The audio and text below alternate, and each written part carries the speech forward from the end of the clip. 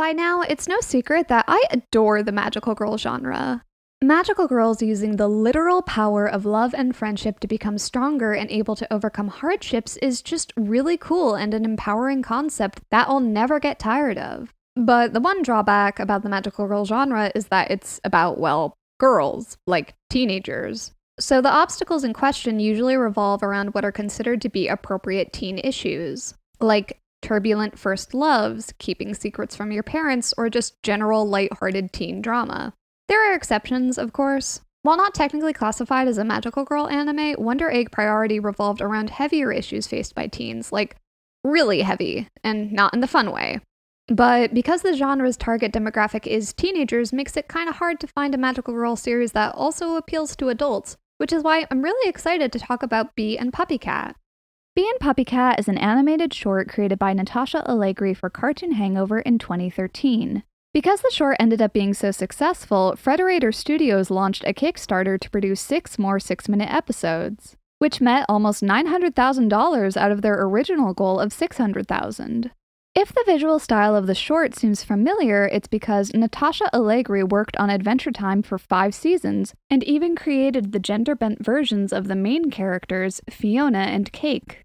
Also, because I have to mention this, according to this interview, her favorite Ghibli film is Kiki's Delivery Service, and when I read that, I just went, oh, of course! Of course it is! That wasn't something I was aware of when I was planning to release these videos back to back. I knew that they were thematically similar in a lot of ways, but I didn't realize they were similar because she loved Kiki's Delivery Service. The 10-minute pilot quickly establishes the premise for the series, with the main character, Bee, who's in her early 20s, being fired and struggling to find a new job. Luckily, she teams up with a mysterious PuppyCat and they work several temp jobs together in space in order to pay rent.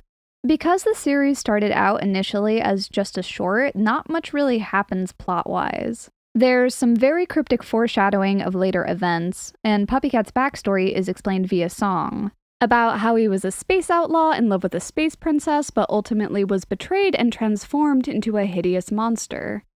The initial pilot episode isn't bad, it just hadn't quite found its style yet.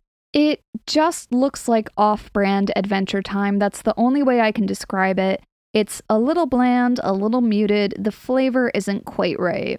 Which is why I love the direction that they went in for the rest of the series. Do you ever just look at something and go, wow, that is so clearly my aesthetic?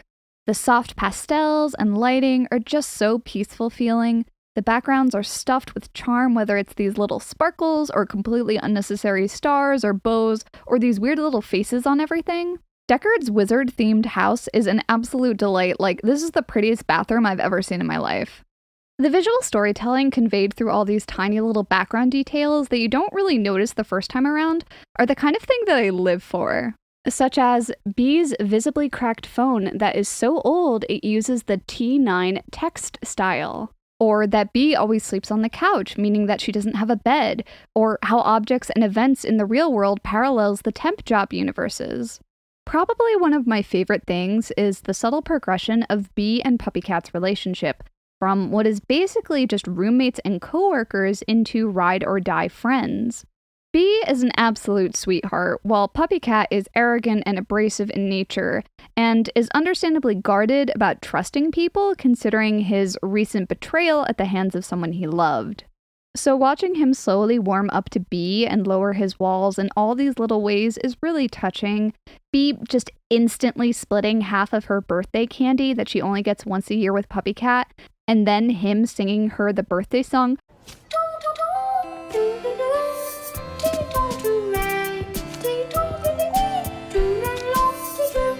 Oof, it just melts my shriveled little heart.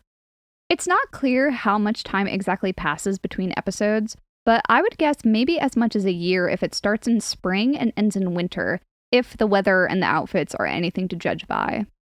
Obviously, I'm extremely fond of Bee and PuppyCat. When it's good, and that generally outweighs the cons for me. But that's not to say that there are no problems with the series, such as its troubled production. Bee and PuppyCat's Kickstarter was, at the time, the most successful animation Kickstarter in history and the #1 Kickstarter based off of a YouTube video. It was launched shortly after the release of the pilot on October 15th in 2013, and the initial plan was to release the episodes on YouTube starting in 2014, of which they managed to release 4 of the planned 10 episodes. Then there's this 2-year gap, and in July 2016 there's an announcement that the rest of the season was going to be exclusively released on the streaming platform Verve. One small problem, Verve is region locked to the US, so if you lived in Canada or the UK or Australia or literally anywhere outside of the US, you just didn't get early access to those episodes unless you had a VPN. Verve hadn't even been released in 2016, and fans were understandably worried about potential streaming fees, although fortunately that ended up not being the case. But non-US residents would have to wait another 2 years until November 2018 to get access to the full series. The executive producer of Frederator Studios, Fred Cyber, posted a little information explaining about the switch over to Verve on his Tumblr, which upon reading definitely comes off as a studio cash grab, and was a decision made by Frederator Studios and was out of the hands of the creative staff. Like, of course, animation is expensive, and companies should ethically pay their workers. I can't blame them for switching platforms if YouTube ad revenue wasn't covering production costs. But that's what the Kickstarter was supposed to be for, and doing this meant that they didn't deliver on their promise to some of their backers. Never mind backers that just never got some or all of their rewards. Like, some people straight up just didn't get early access. And there are comments on the Kickstarter from this year of people who still haven't received their rewards. And this left a lot of fans of the series really bitter. It seems plausible that that's part of the reason why the second season, Lazy in Space, has been delayed multiple times and isn't even being released on Verve but on Netflix. But that's pure speculation on my part. It's just worth noting that a lot of fans were upset and betrayed by this, and that the studio could have handled the situation a lot better. But unfortunately, studio production issues isn't the series' only flaw. Part of the show's appeal comes from being a web series because that gives the staff infinitely more creative control over the final product. Asha, her only reference for me was the Sonic logo. She just sent me a screenshot of Sonic the Hedgehog and was like, can we just make it like this? If Bee and PuppyCat were being produced for Cartoon Network or Nickelodeon or Disney, the final product would have been very different. But there ended up being very little changed by studio mandates. The biggest change was just removing the swearing. And that's why the series is allowed to be so niche and weird in its appeal. And this aspect is actually where the series derives a lot of its charm. But the trade-off for letting the show be a little raw and unpolished means that it also doesn't work 100% of the time. The voice acting is intentionally meant to sound very casual, like a conversation that would happen between friends with stutters and stream of consciousness thoughts included. Which would be fine, except the voice acting and animation aren't always in sync with each other. She takes her cat to the bathroom. It smells like a dog. You smell like a dog. You look like a dog. The voice acting and animation are fine separately, but the expressions don't always line up with the tone of the voice. I just get so hot. Ugh. Too many hot dogs. Ugh. And there's a little too much of that, I'm not sure what to call it, Adventure Time stoner humor, at least for my taste. For instance, I really like the way that PuppyCat speaks. I love that betrayal is just a single flat note. Or when he sometimes speaks in English and says, "Pretty Patrick lunchtime," it just makes me so happy. And I think the comedy around PuppyCat is genuinely pretty good. Or literally any other moment where the comedy is derived by one of the main characters. But that leaves the interstitial animal bits that don't really add anything. Or worse, in the case of Cleavage Crab, actively detract from the viewing experience. Cleavage Crab feels like some leftover remnant that was funny when the staff came up with the concept at a scripting table, but an editor would have made them cut out. Especially considering there's only about an hour of the first season's runtime. The casual vibe the series is going for ends up being kind of a double-edged sword. It's one of the show's greatest strengths and also greatest weaknesses. But overall, the show's problems weren't enough to ruin my personal enjoyment of the series, because the best part for me is when the show was allowed to be a little bit more serious. Bee and PuppyCat is not story-driven in a traditional sense. It is a series of events that unfold around a group of characters and the themes of adulthood, such as going to college, making rent money, being depressed, the loss of a loved one, and the intense pressure to know exactly what you're doing with your life when the full extent of your life skills include being able to make spaghetti. Which is why I don't think it really makes sense to talk about what happens in the story, but rather who it happens to. Each of the main characters are in these different stages of adulthood, with Bee being the least mature and Cass being the most put together. And actually, I think we should start with Cass and then work our way down, because there's a lot to cover with Bee, and some of it is in Spoiler Town. And also, Lazy in Space, the second season, has been leaked online, but I still have not seen it. I have specifically decided to not see it until it's officially out. I know that might seem silly, but I feel like I've waited this long. I'm happy to wait a little longer. Cass's introduction is amazing. Her first on-screen action is to nonchalantly put out a kitchen fire that Bee and Deckard started, and then her first line is, "Are you guys still wearing your pajamas? It's almost noon." And if that doesn't immediately tell you everything you need to know about her character, I don't know what would. Cass has mad oldest sibling energy. She's the most put together, a little nosy, and a little overbearing. She wants what's best for her brother Deckard and is trying to push him in the right direction, but is probably pushing a little too hard, which makes sense considering the kind of no-nonsense person she is. Out of everyone, Cass has most smoothly transitioned into adulthood. She's already past the point where she's had to struggle to meet her family's expectations, or maybe she didn't struggle much at all to begin with. For Cass, the concept of enjoying her work isn't even a factor in why she does it. She's good at it, and it makes money, and that's enough. She doesn't have any personal hang-ups about it, even if the work is hard and sometimes she has to crunch late hours and slam through energy drinks in order to meet her deadlines. That's not to say she's perfect. One of the things we learn in episode 7 is that Cass was a former wrestler, but she wasn't any good at it and was ranked last and quit for some reason. Maybe because she wasn't good at it, or maybe to make more time for work? At this point, it's unclear. However, Cass clearly still loves wrestling. She roughhouses with her brothers. The only decorations in her room besides this adorable bird clock are all wrestling paraphernalia.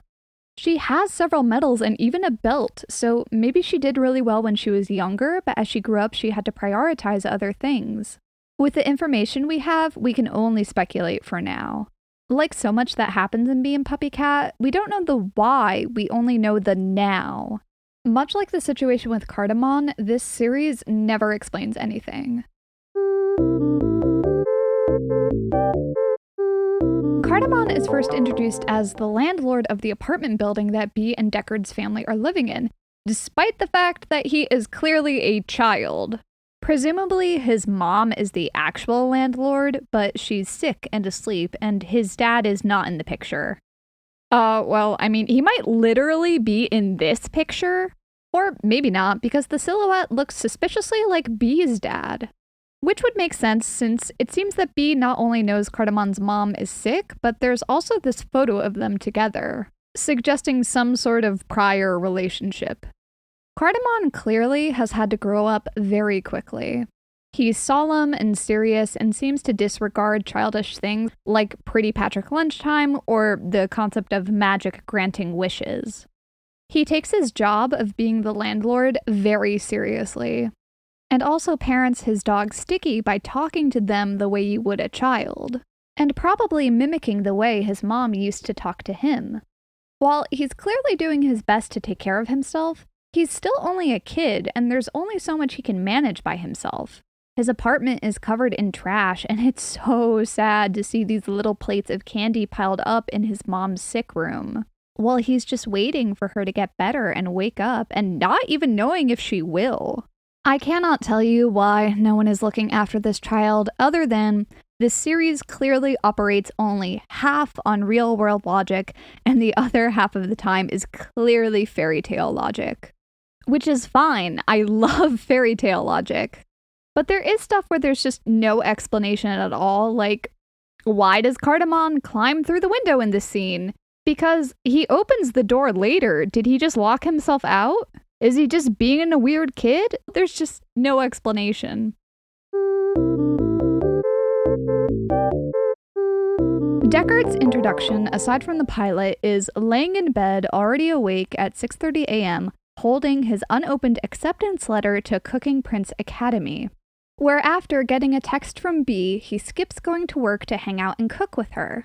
Although I suspect he might have already not been feeling well and was looking for an excuse to skip work anyway. That is the look of a person who is dreading getting out of bed and going to work.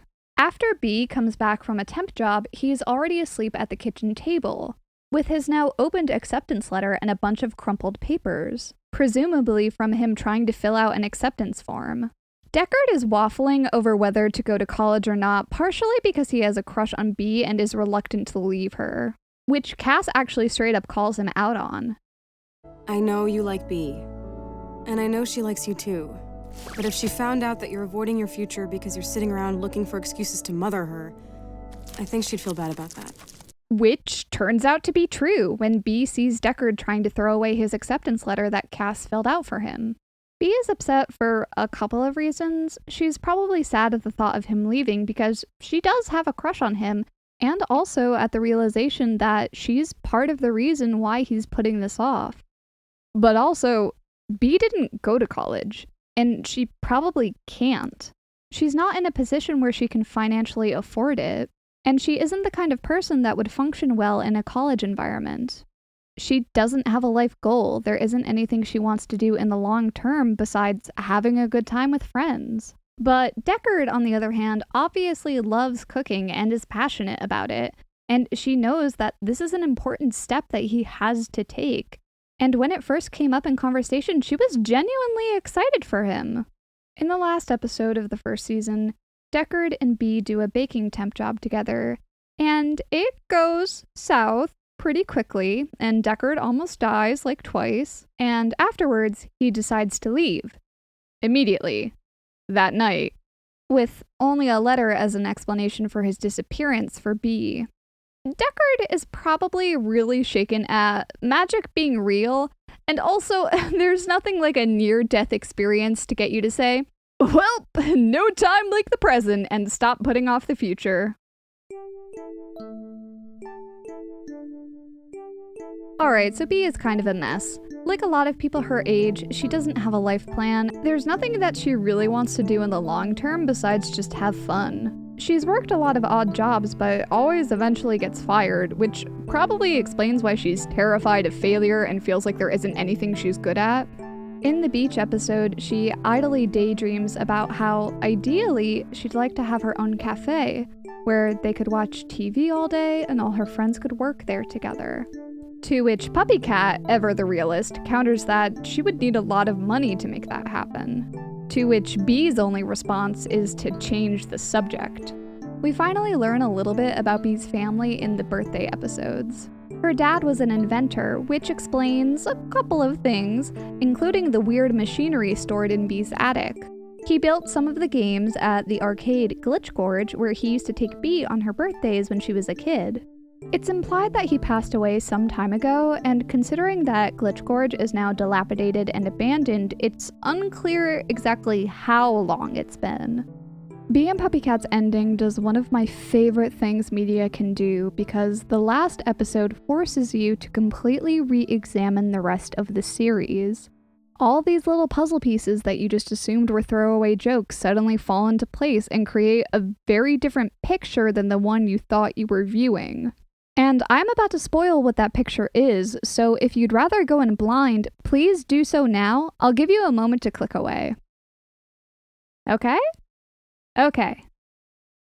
Yeah, okay, so B is a robot. Are you kidding me? So from the start, B and PuppyCat always had these underlying horror aspects, like Wallace's mom is something straight out of The Ring, and Food Farmer's delicious jelly planet was fueled by feeding human souls to this evil cherry. But the key difference here is the horror was always a background element. It never actually managed to hurt any of the main characters. Which is why it's so unsettling to see Bee, this very sweet, shy girl, just go completely cold and emotionless with nothing but raw, unblinking efficiency.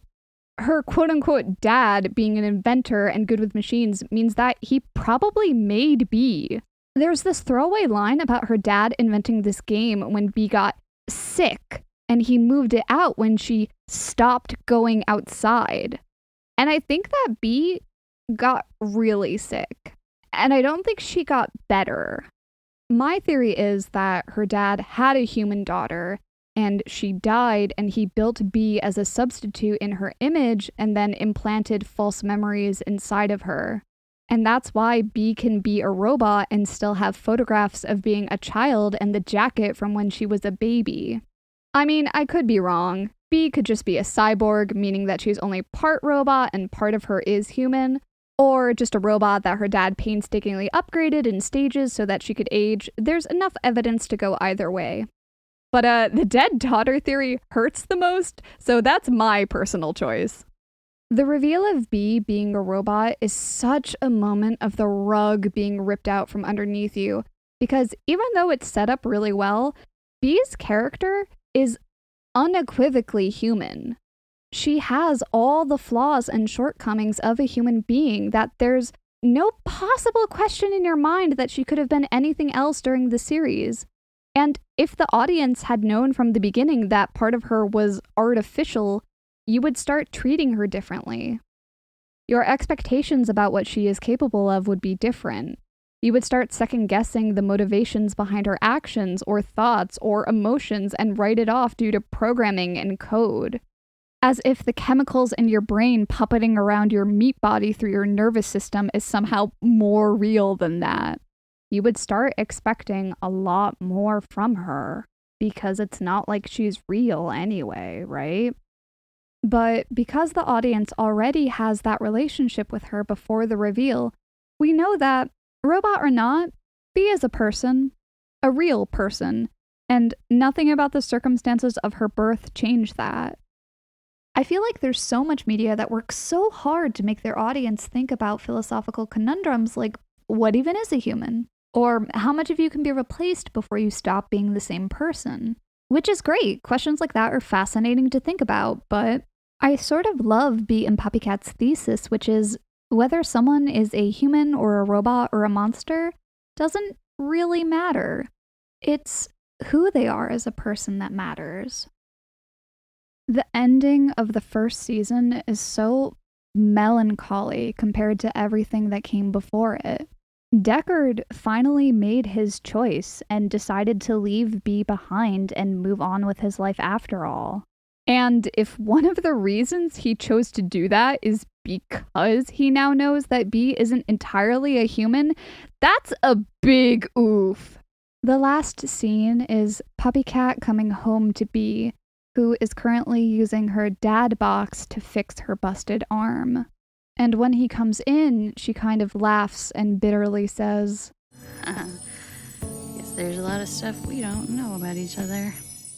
and PuppyCat just clambers up to sit with her and asks, "What's your favorite color?" And it's just this incredibly sweet moment of acceptance and trust, where he deliberately doesn't ask her about that and just asks her questions to get to know her better, like he normally would. It's the same unfaltering, unquestioning acceptance that Bee has shown him through the entire series. And the last question, what do you want to be when you grow up? Everything. Despite some of its flaws and its weird cutaway segments, it's worth it for this. I think if you're floundering a little right now, feeling like you're not enough and don't know what you're doing with your life, which, let's face it, everyone feels that way sometimes, Bee and PuppyCat is there to let you know that that's okay. You don't need to be perfect, and you're gonna be fine. This video ended up kind of going in an unexpected direction. Originally, I was only planning on briefly touching on the Kickstarter section, but each time I thought I was finished, there'd be some new nonsense that would crop up on top of everything else. Admitting that I used Bee and PuppyCat's visual design as inspiration for my own backgrounds, it does sort of make me feel like the "can I copy your homework" meme, where it's like, yeah, sure, just change it up a bit so it doesn't look obvious you copied, and I'm like, okay. I'm kidding, I pulled visual inspiration from a lot of different places. Sometimes art is just taking a mishmash of things that inspire you and making something entirely new out of it. Thank you to my patrons. This video was made possible because of you. And welcome to my new patrons. Brontosaurus Rex, Abigail Peachy, Cycle, Bumbus McGee, Joseph Mogul, Ram Lyko Grady, Frank Furness, Masatoshi Tanida, Max Kircher, Eric Rubin. Thank you so much for watching. Alright, I'm signing out, and I just want to let you know that everything's gonna be okay.